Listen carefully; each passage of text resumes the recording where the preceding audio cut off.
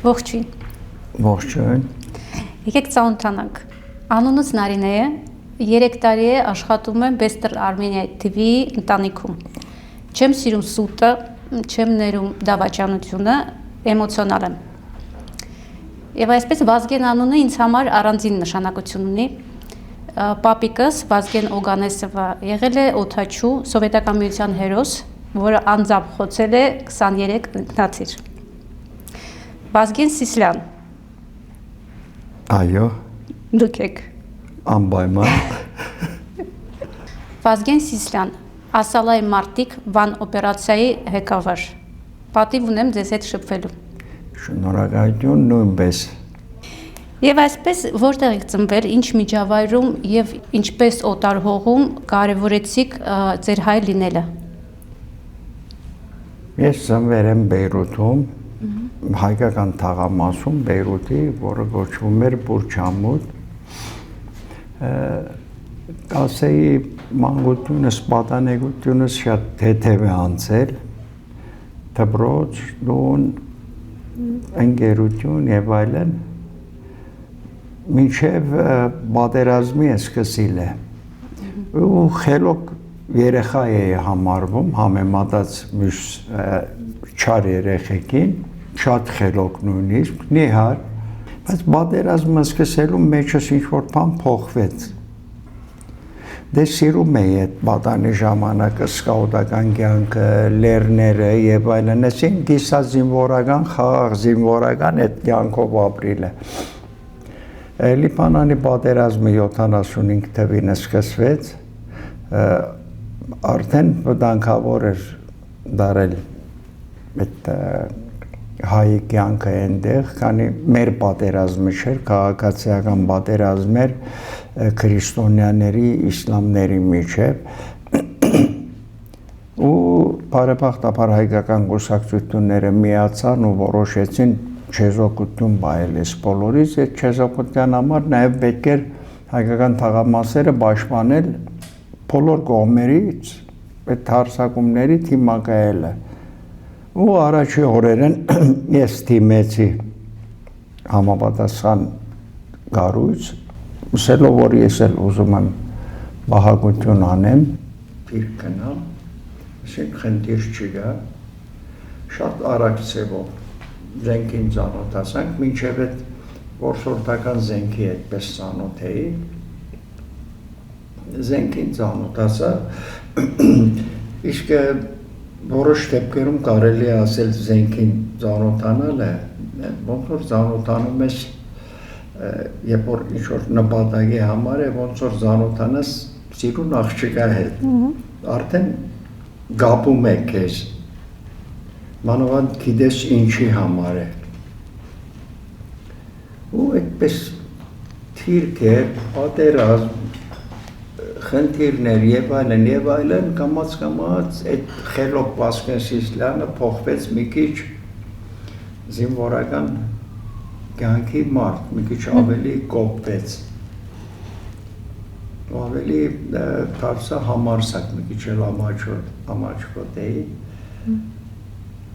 Ու եկավ ժամանակը, այդ նույն թվականներին հիմնադրվեց Հայաստանի ազատագրության հայ գաղտնի բանակը, Ասալան։ Դե սկիզբները բարձ է, որ անդամ չէի, բայց չէի իմանում ուր են, ինչ են, ինչպես են, հետո աղմուկը շատ մեծ չէր։ Որոշ ժամանակ հետո արդեն տեսնելով, լսելով եւ այլն համակրանքը շատացավ, ես էլ մի քիչ այդպես հայկական հարցի հետ կապված դատիկ են, բաբիկ են եկած այդ պատմություններ են, ճիշտ ասած պատմություններն էլ ինձ այդքան չէին ուզում, հայց պատմության մեջ ես ընդհանրապես այդպես զերոյ է, ինչեր է դա կրկում, ով ինչեր է արել, կարևոր թվականները, բաները կան, գիտեմ ու վերջ։ Մնացածը ներգաներ ու աբական, անցյալ ուղղակի ուսումնասիրելու եւ այլն խնդիրեր։ Ու ես կամաց սկսա մոտենալ կազմակերպությանը, որոշ քաղաքային գործունեությունեն հետո որոշեցի վերջնական գնալ կազմակայան, այնտեղ ավելի պատրաստվել եւ զինվորապես եւ խաղապարապես ահագին մեծ փորձեր բերեցի, տարբեր փոքր, չեմ ասել փոքր, քանի մեր համար բոլոր գործողությունները հավասար արժեք ունեն։ Ու առաջադրվեց ինձ մի գործողություն, որը առաջին անգամ պիտի կատարվեր Գերեվի ցեղասպանությունն ի վեր Նեմեսիս այդպես խմբի գործողություններն ի վեր առաջինն էր, որ պիտի խմբային գործողություն լար եւ թիրախը թուրքական հիմնարկ պիտի լար, ոչ թե թուրք դիվանագետ ընդամենը։ Ճիշտ ասած, մի քիչ այդպես եսին վրա կասկածեցի, մտածելով, որ պիտի կարողանամ, թե ոչ, վերջը խմբապետ են առաջարկում, մաշին ամբողջ ծառայությունը իմ վրա է, երկրորդ խնդիրը 4 հայ երիտասարդ պետք է լինենք, երեքի պատասխանատուն նաև ես եմ, որպես խմբապետ։ Ինչ որ է, մի շաբաթ ժամանակ ընտրեց, մի շաբաթ երկար տևեց, այդպես 2-3 օր հետո տղեկեր զրուցել են, որ գիտեի ովքեր պիտի լանի մեծ, ընդրվեր էին ատեն։ Տեսա, որ իրենք իմ նման պատրաստ են, պատասխան տվին, որ օքեյ, պատրաստ ենք եւ այլն, ու կամաց պատրաստվեցինք, գնացի վրացը, արդեն պատմությունը առանցին դեպք է, վանքորձողություն գոչվեց, բանջներ տրվեց եւ այլն, հյուպատոսարանը որոշեցինք մտնել, որը ահավոր ծևի պաշտպանված տեղ էր, 4 ընկերներ էինք, 4-ս էլ մտանք, բարեբախտաբար սկիզբը գրագոց չեղավ, մենք պատրաստվեր ենք, նույնիսկ եթե դուրսը գրագոցներ լինի, բայտեցնենք ու ավարտվի։ Ես այսօր չնստեի այստեղ։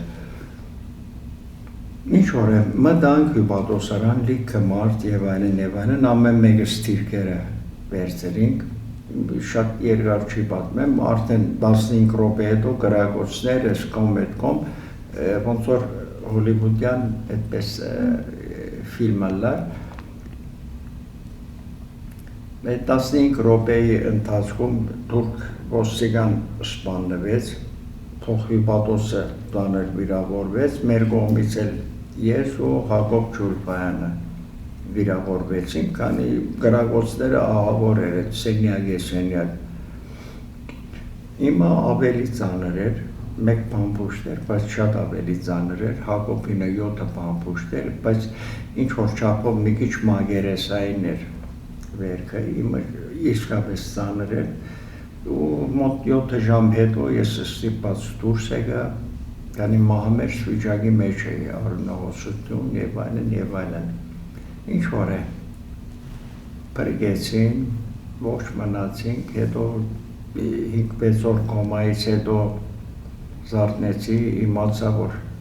ընկերներս էլ ողջ էին եւ այլն, որոշ ժամանակ հետո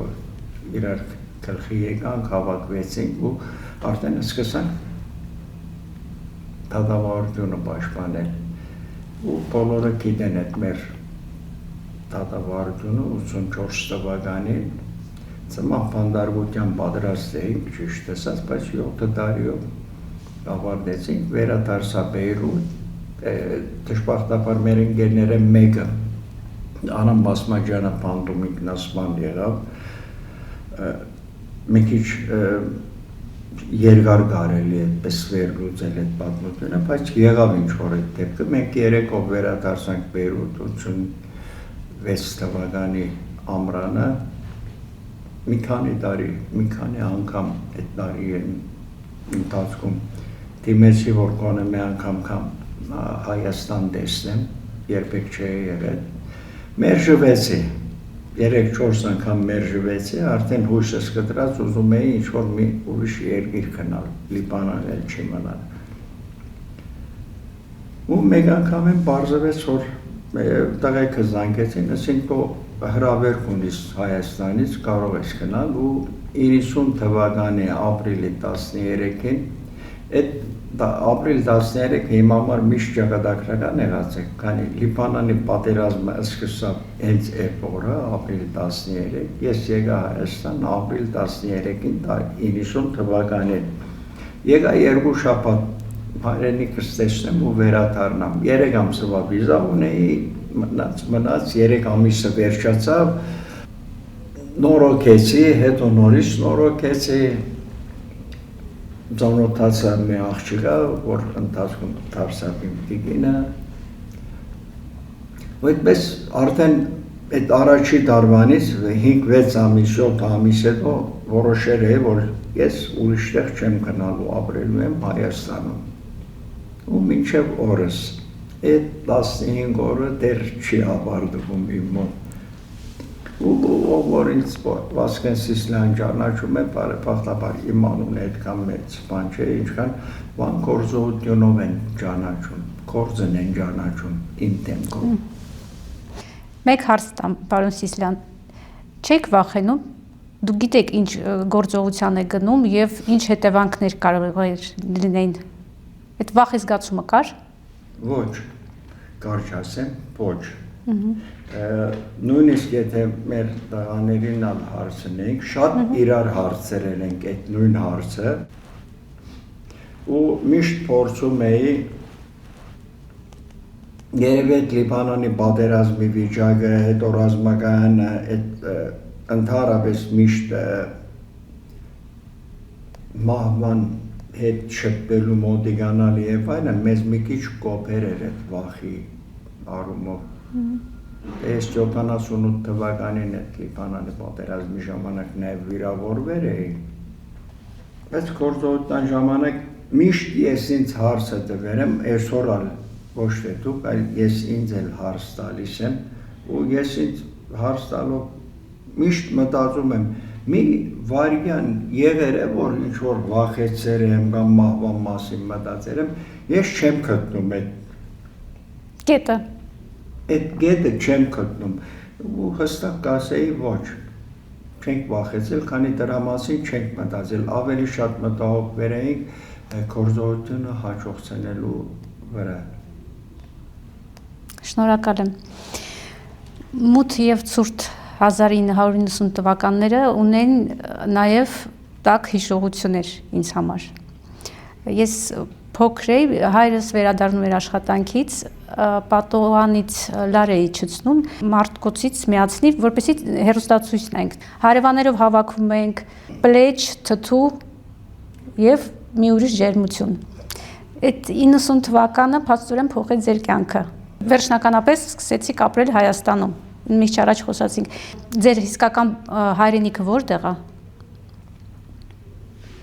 Եվ այստեղ է, եւ Արցախն է, եւ Արևմտյան Հայաստանն է, եւ Կիլիկիան է։ Ինչ նշանակություն ունի Կիլիկիան ձեզ համար, Արևմտյան Հայաստանը։ Արմատներ։ Տատիկ պապիկ։ Տատիկ պապիկ, արմատներ ու ամեն ինչ։ Այն օրը ես մի իտալուհի բասկ արմատներով լրագրողի հետ զրուցում էինք, հարցազրույց չէր, հարցազրույցը ավելի ուշ պետք է լինի։ Ու մտածում էինք աբակայի մասին խոսք եղավ։ Ասում եմ, Եվրոպայում աբական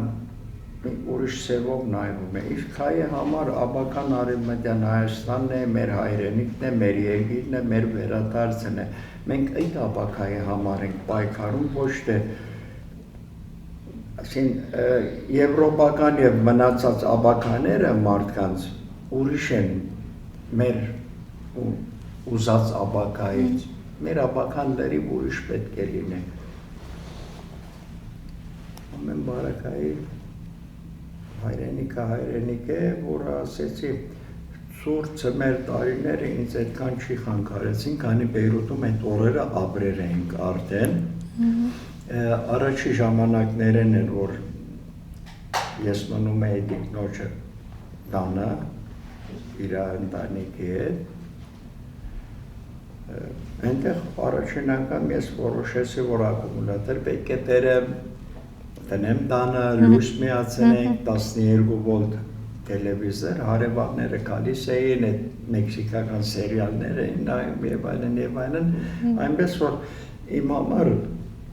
այդքան նեղություն չէր այդ մտությունը, այդ ցուրտը, այդ ամեն ինչը։ Ասեմ, որ Տրամպի պարկի թեմն էինք ապրում Լենինգրադյան փողոցի վրա, այնտեղ Թաղի դղեկը այդ Տրամպի պարկից, որ համարյա միշտ լույս ունենում են,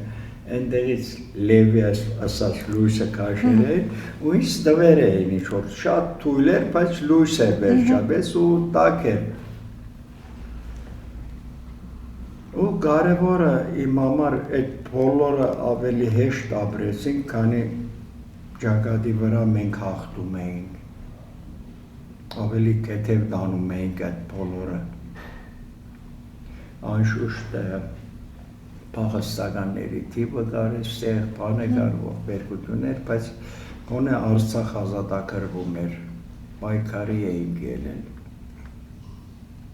պայքար ու հարսանիք, ինչ-որ տարբեր բաներ են, բայց իմ համար էդ էր, մենք հաղթում էինք, Մեջ կարևոր չէր իմ համար այդ ցուրտը եւ մնացածը։ Շնորհակալ եմ։ Պարոն Սիսլյան, ինչի չեք ներում մարդկանց։ Ոնց որ դու սկիզբը ասեցիր, եւ թավաճանությունը, եւ սրտախոսությունը, եւ հայի համար իմ թիվ մեկ խնդիրն է, որ ինքը ուրանում է իր հայրենիքը։ Բայց որ դժբախտաբար շատ են։ Շատ են։ Գնում են արտասահման ու իրենց արժանապատվությունը որպես հայ չեն պահում։ Ուզում են արտարանալ, ինչի համար են փախել, փնովում են հայրենիքը։ Հայրենիքը ցես ինչ է արել, բացի դեր տալուց։ Մարդկանց փնովեք։ Ու չես մի հատ նայեք։ Խնդիրը բոլորի համար չէ, պայմաններ եղել են, մարդիկ քնացել են, բայց գոնե գնում եք մի ոչնչացնեք հայրենիքը։ Այն ինչ որ մնացել է հայրենիքից։ Այսօրվա գնալով փոքրանում Հայաստանի Հանրապետության մասին խոսենք այսօրվա։ Ինչքան որ կիլոմետր է արդեն տարածքը։ Պարոն Սիսլյան, ինչի համար եք զղջում։ Կա ինչ-որ բան, ինչի համար զղջում եք։ Զղջալու բան, եթե խնդիրը գնում է բայկարի հետ կապված, երբեք։ Դեռ բայկարի մեջ եմ, դեռ զղջալու ժամանակ չի գա, չի լալու։ Եթե մարդ մի բան պիտի անե ու զղջա, մեկ ուրիշ բան, բայց բայկարեն զղջալ ոչ։ Կարելի է զղջալ մի բանից, որ մարդու լավություն անես, ինքը վատություն անեք, Այդ ես զղջում, որ ինչի համար է, բայց նորան ասում ես ասված իրա հետ, այդ էլ է փորձություն։ Ես օրինակ դժվար եմ ներում, շատ դժվար։ Չէ, ներելը նայած ինչ, ես միշտ խոսք եմ ասում, լավ ներենք ասում եմ, կարող եմ ներենք։ Բայց մոռանալ ոչ։ Բայց չեմ կարող մոռանալ։ Նույնն է։ Քանի ասում ներեմ նորեն կանես։ Այո։ Դե եթե հիշում ենք, ուրեմն չենք մոռանում։ Այդքան բաներ, մանրուքներ կան, որ կարելի է ներել, քանի անգիտակցաբար եղած է, բայց խնդիրներ կան, որ ոչ կարող ես ներել, ոչ կարող ես մոռանալ։ Տեսեք, ես իմ մասին իմ կարծիքը ասեմ, իմ հետ կոնկրետ այսպես է լինում։ Եթե ինչ-որ մեկ անձը ինձանից գոհանա գումար, կամ ինչ-որ հեռախոս, ինչ-որ արժեքավոր բան, ես կարող եմ այդ մարդուն ներել, որովհետև ես իմ համար կհորինեմ, թեկուզ սխալ կհորինեմ, կասեմ երևի տանը հիվանդ ուներ, երևի փող չուներ սնունդ առնելու, երևի Դու քեզ համոզես։ Ես ինձ համոզում եմ, տենց ես ներում, բայց եթե ինչ-որ մեկը վերցնի, ես բռնեմ նրա վրա, որ ինադու ինչ-որ մի բան ճղի, ինչ-որ մի բան վնասի, այդ բաները չեմ ներում, բայց իրանք փստիկ բաներ են ավելի։ Այդ հետաքրքիր է։ Չէ, եղեր է դեպք իմ հետ, որ քողացել են ինձանից։ մեքենաս շարթեր էին, դուրսը կանգնած, մեջից մագը քողացեր էին, ակումուլատորը եւ այլն, ապագին էլ շարթեր էին։ Ախր ասում եմ, այս ապագին շարթեցիք, բացիկ դուրը մտակ, մյուս ապագին ինչի շարթեցիք երկրորդը, վնաս տա։ Հետո այդ քողերը ցերպակալվեցին։ Ես փողոքեցի, գնացի Թադի։ Դա որ ինձ հարց տվա, ասելիք բան ունեք այս մեղադրյալներին, իրենք որպես բան թագավորի պես նստեր էին այնտեղ, զիբիլ համագարկի խնդիր էր։ Ու թագավորը ավելի շատ ինձ էր հարցակնում, քան այդ դեբիլներին։ Շատ ներողություն բարի համար, բայց քիչ է նույնիսկ այդ ասած ես։ Մի հատ հարց ուզում եմ տալ այդ հանցագործներին, ասում եմ ինչ-որ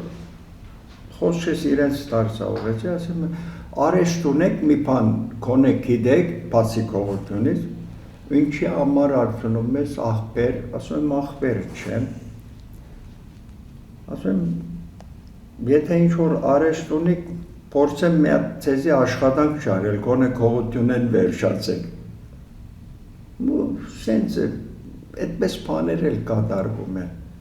հետո թագավորը ասես լավ վնասի հատուցում եւ այլն, Ես չեմ ուզում վնասի հատուցումի համար չեմ եկած, հատուկ եկել էի, որ սրանց դեմքերը տեսնեմ ընդամենը ու երկու բառը ասեմ։ Շնորհակալ եմ։ Պարոն Սիսլյան, ինչ է այս սիմվոլիկան նշանակում։ Դե սա եկած է հին ժամանակներ են Վիկտորի իմաստով վեհ։ Հիմա հայերը կորց բանչունին արդեն որոշեր են ասել, որ սա լատինական ինչուվ են եւ այլն, ախր սիմվոլ է հիմա։ Ժամանակեն ի վեր եկած է, հետո պաղեստինցիների մեջ ապրելու ժամանակ այդ հաղթանակի նշանը միշտ մի քիչ հեղափոխական իմաստ ունեցել է։ Ու իմ համար այդպես եղավ, որ երբ որ ես Իբադոսարանեն դուրս եկա, ու գիտեի, որ լրագրողներ հավաքվել էին, գիտեի, որ հայեր ալկային ահագին հավաքված, մեկ գործողություն արել ենք հայերին ոտքի անելու համար, ու վիճակս իսկապես ծանր էր, ասի ինչը լավ մի վարյան այդպես ոտքի պիտի կանգնեմ, ու այդ հաղթանակի նշանը պիտի անեմ, ու իմ համար դարձավ մի ուրիշ երևույթ, դա իմ հնարածը չէ, բայց հայերի համար ով ինձ ճանաչում է, որ տեսնում է, սենց է անում, կամ իմ հետ նկարվելու ժամանակ հետ են անում, ու գաբում են ընդհանրապես ասալայի հետ։ Լավ է, որ այդպես է, բայց իմաստը թող իմանան, էլի մենք քնալու ենք դրան, ես չեմ արել էսի, որ հաղթերենք ու վերջ, հաղթերենք այդ օրը, որ շարունակենք։ Շնորհակալ եմ։ Պարոն Սիսլյան, ընկեր ունեմ, որը ասում է հետևյալը. տղան պետք է տեսնի սով, ցուրտ եւ պատերազմ, որ դառնա իսկապես տղա։ Ինչի համար պետք է տեսնի այդ, եթե խաղաղ երկրում ապրի, դու հանգիստ ապրի մարդը, տղամարդ թող ապրի։ Տղամարդը լալու համար նախ փարոյապես ինքը մարդ պիտի սկա առաջի երթին, հետո մնացածը։ Պարդատիր չէ, երթաս սովի մեջ մնա, մեկ-երկու ամիս, հետո չգիտեմ ինչ քնա հատուկ ինչ որտեղ, որ հատուկ մրսի, որ տղամարդ դառնա։ Դժվարությունը, այո, դժվարություն է, բանակը երիտասարդին տղամարդ սարքում է, բայց նաև ուրիշ բաներ կան, ժամանակն էլ է տղամարդուն սարքում, հետո մարդ դառնալու համար, տղամարդ դառնալու համար ուղեղի մեջ առաջի երթին պետք է, որ ինքը ճիշտ մարդ լա։ Ինչ դերակատարություն եք ունեցել Լիբանանի քաղաքացիական պատերազմի ժամանակ հայկական թաղամասերի պաշտպանության գործում։ Սկիզբը ես ասեցի, իմ դերակատարությունը բոլոր տղեկի նման էր, սկիզբի ժամանակները մինակ կամավոր էր, որը շատ քիչ էինք, ամեն 8 ժամը օրենքով պետք է փոխվենք, որ հանգստանանք, բայց օրերով մարդ չէր գալիս։ վերջը բարեբախտաբար այդ հայկական կուսակցությունները որոշեցին, որ այդ թաղամասերի բոլոր երիտասարդները անխտիր պետք է մասնակցին։ 16 տարեկան են կարելի է ասել, պիտի մասնակցին այդ քոնե ցերեկները բաղագություն ունեն այդ երիտասարդները, ես էլ երիտասարդ խնդիրը չէ, ով որ աշխատանք ուներ, բան ուներ, իրգունները ավելի փորձառուները, բայց իսկապես Լիբանանի այդ պատերազմը, այդ բաղագությունը եւ այլն մի մեջ շատ բան փոխեց։ Այ այնտեղ դառնում ես դայակ տղամարդ, զգում ես այդ բոլորը։ Պարոն Սիսլյան, ինչ կասեք 18 տարեկան Վազգենին։ Չեմ կարող ոչ մի բան ասել, քանի պատերազմի մեջ էի, ուրիշ բանի մասին չէի մտածում։ 18 տարեկան նորեն խելոք տղա, զենքը ձեռքին, սովորական տղա, որ երբեք չէր մտածում վաղը ինչ պիտի լինի։ Շնորհակալ եմ, պարոն Սիսլյան, շատերը ձեր ընկերներից ցավոք չկան։ Եթե կատարվեր հրաշք եւ ինչ-որ ձևով իրանք այստեղ հայտնվեին, ինչ կասեք իրենց։ Ես առաջի երթին պիտի ասեի, որ իմ համար բոլորն էլ կան, այդպես բարերով չեմ ուզում ասել, երապոլորում բոլորի շիրմակարերը կան, աջույները չէ, բայց շիրմակարերը կան, բոլորին հավասար հարգում եմ, ընկեր ենք հիմա տարբեր ձևի, հետո մարդիկ կարծում են, որ եթե ըլլան նույնիսկ բարդատիր չէ, որ նույն գազམ་ակերպության մեջ ես անպայման իրար հետ չգիտեմ ինչ մտերիմ ընկերություն պիտի անես։ Մեծ որ կան նաև ողջ ընկերներ, որ Հայաստանում են, ապրում են ու լավ ենք իրար հետ, ամեն օր չէ, բայց հաճախ ենք հանդիպում, խոսում, զրուցում, կոնե ինչ-որ առիթներով եւ այլն։ Բայց սա պայքար է, այդ բարական պիտի էլ կարող է այսօր ես այստեղ չլայի։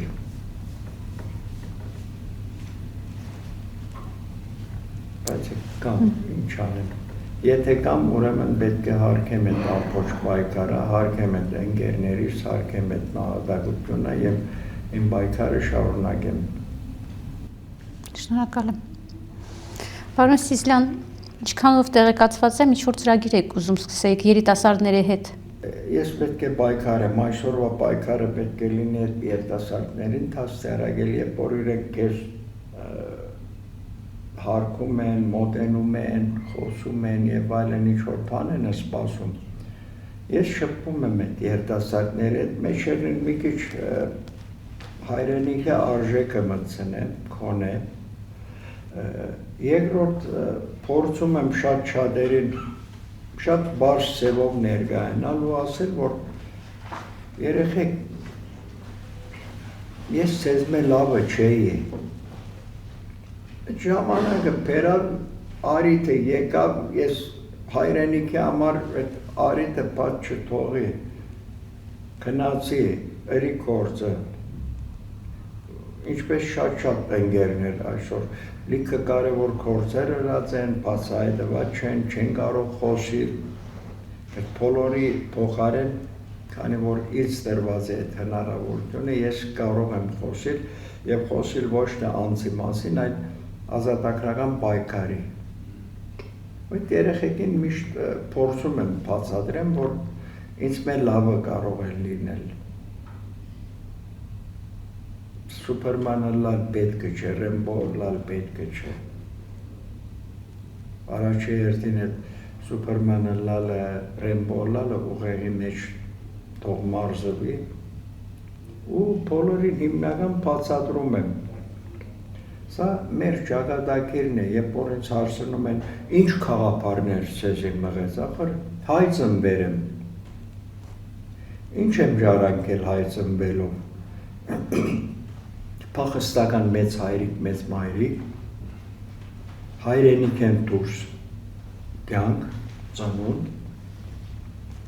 ու երբ որ պատմությանդ գալիս ես ու տեսնում ես, որ Ինչի համար օտարության մեջ պիտի ապրիմ, օտարության մեջ պիտի ծնեմ, ոչ թե պատահական քնացել եմ կորզ աշխատի մետ վերադառնամ, այլ օտարության մեջ եմ ու դա արդեն հարմարվեր ենք, սպյուրք։ Բայց պիտի մտածես ինչի հետևանք է, ինչ է, ցեղասպանությունը էդ եմ ժառանգել։ Եթե Ֆրանսիայում ծնվեի, ֆրանսիական մշակույթ ժառանգեի, այդ ցևով կապրեի գերեւի, բայց եթե հայ ես ծնվել, պարտավորություններ ունես։ Եթե օտարի երկրում ծնվեի կամ հարուստ ինչ-որ տեղ ծնվեի, կժառանգեի լավ հարստություն, էդի կվայելեի։ Բայց ծնվել եմ հայ, ժառանգել եմ հայրենիքի կորուստ, ցեղասպանություն, ուրեմն պետք է այդ ժառանգության տերը ըլլալ ինչ-որ ցևի։ Նախ առաջերտին, եթե չես կարողանում պայքարել, նվազագույնը սրտիդ մեջ պահի այդ բոլորը ու հայ ապրիր, ու հույսով ապրիր այդ օրվա համար, որ դու պետք է վերադառնաս հայրենիք։ Ինչ կրնաս անել դրա համար։ Ու մենք օրինակ աղտնի բանակի հիմնական ես սա իմ կարծիքն է, ոչ թե պայքարեցանք, որ անպայման մենք 100-200 հոգով գիտենք, որ հայրենիք չենք կարող բրգել, ոչ էլ ցեղասպանություն կճանաչեին մեզանով։ Բայց աղմուկ պետք է բարձրացնեինք։ Երկրորդ խնդիրն է հայկական սպյուրքը, որ արդեն կամաց մարում էր, վերականգնելու խնդիր կար։ Այսօր շատերը արտասահմանից որ գալիս են, շատերը ասում են, դուք չլայեք, մենք մոռացել ենք մեր հայկականությունը։ Մանավանդ Ֆրանսիայում երիտասարդներ կային այդ ժամանակվա 18-19 տարեկան ասում էին, ես ֆրանսիացի էի, այդքան համոզվել էի ու ֆրանսիացի ապրում էի։ Ձեր գործողությունն հետո ես հայությունս կտա, ինքնություն կտա։ Ու պայքարի մի մասն էլ է դեր, այո, գերագույն նպատակը Արևմտյան Հայաստանի ազատագրումն է, ցեղասպանության ճանաչումը ուղղակի ճանապարհ է դեպի դրան։ Հատուցումը ես ինչ որ այսօր խոսում են փողային, իմ համար էլի կարևոր չէ, հողայինն է, ոչ փողայինը։ Հողայինը, ոչ փողայինը։ Ուժեղ էր։ Շատ։ Պարոն Սիսլյան, տեղյակ եմ, որ հունվար ամսին լինելու է հերթական ներկայացումը թատրոնում։ Դժբախտաբար հունվար եւ փետրվար ամսին չի ելնալու, քանի որ թատրոնը նորոգվում է, բայց ծրագիր կա, որ ներկայացումը տանի շրջաններ, կոնե մի երկու տեղ, հիմա կոնե չհայտարարեմ տեղերը եւ այլն, բայց այդպես ծրագիր ունին տեղեքը, տեսնենք։ Անպայման ուզում եմ տեսնել։ Անպայման կհրավիրեմ։ Պարոն Սիսլյան, եթե այսօր լիներ ձեր վերջի օրը կյանքի, ում հետ կցանկանայիք անցկացնել իրան եւ ինչպես։ Չեմ մտածում վերջի օրվա մասին։ Ամեն օրը կարող է ոչ թե վերջի օրը, լա վերջին վայրկյանը, լա վերջին ժամը, լա վերջի չգիտեմ ինչ, լա ապրենք էլի։ Ապրենք։ Ավելորդ չեմ մտածում։ Այդ դրա մասին ընդհանրապես չեմ մտածում։ Այդքան ռոմանտիկ չեմ։ Ես ռոմանտիկ եմ։ Ես չէ, հարցերն հայտնի արդեն պարզ է։ Շնորհակալ եմ, պարոն Սիսլյան։ Ձեզ շնորհակալություն հրավերքի համար, չնայած դերը ինձ հարազատ է, պարզ է, բայց շնորհակալություն հրավերքի համար։ Պատիվ ունեի ձեզ հետ շփվելու։ Ապրես նույնպես։ Ամուր։ Ամուր։ Իմ հյուրներ ասալայի մարդիկ Վան գործողության ղեկավար Վազգեն Սիսլյանը, կհանդիպենք։